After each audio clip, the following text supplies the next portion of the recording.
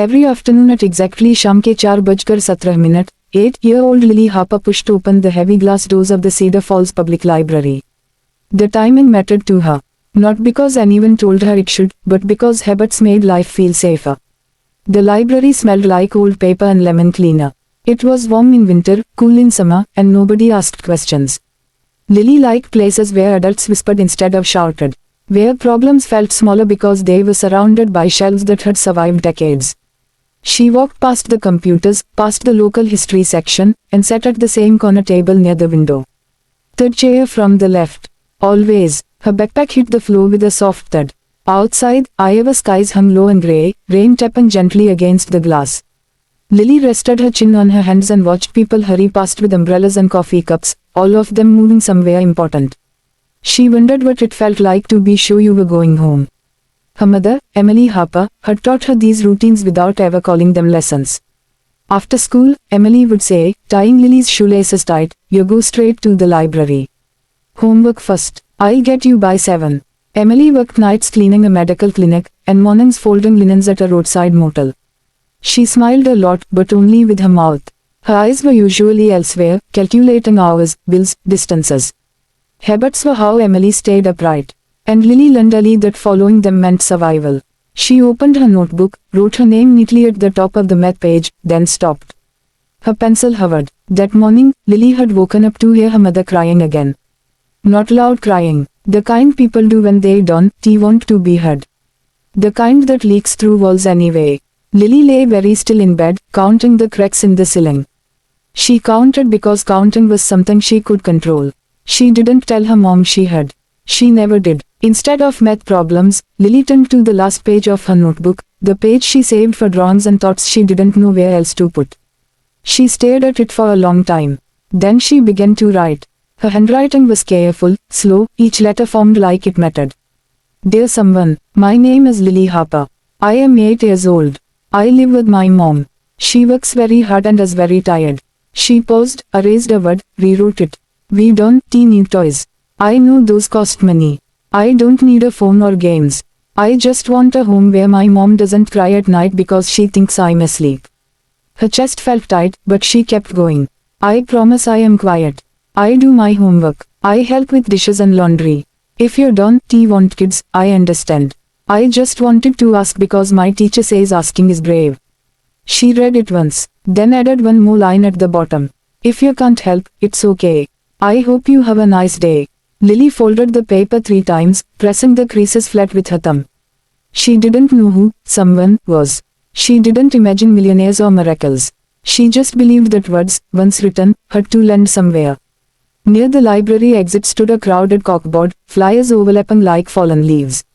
Piano lessons, lost dogs, church rummage sales, handwritten notes asking for rides or help with rent. Lily stood on tiptoe and pinned her letter with a red thumbtack she borrowed from the reference desk. It sat crooked, half hidden. And that was enough. She went back to her table and opened her math book. That same evening, Daniel Whitmore parked his car in the same spot he always did. Second row, under the flickering light. Daniel liked routines because they kept his mind from wandering into places that hurt. He was the CEO of Whitmore Logistics, a nationwide freight company, decisive, respected, unreachable to most people.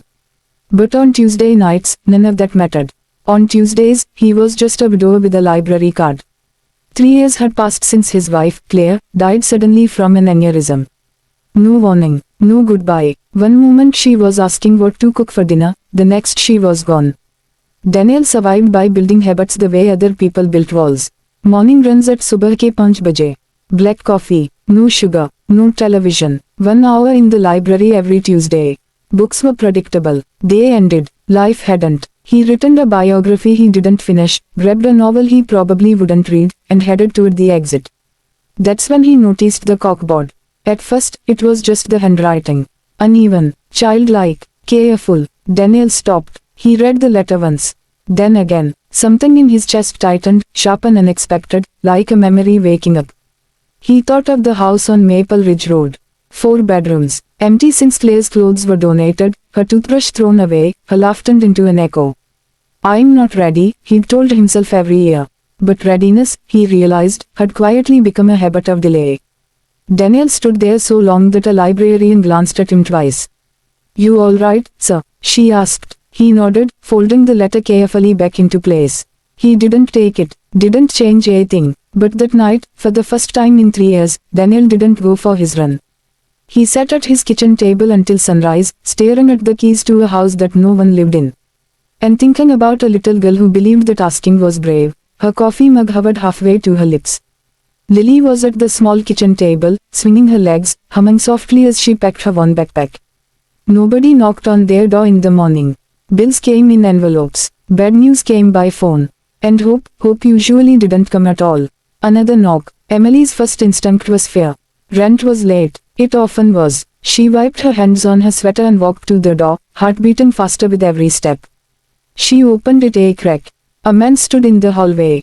Tall, late 40s, grey wool coat. No smile, but not cold either.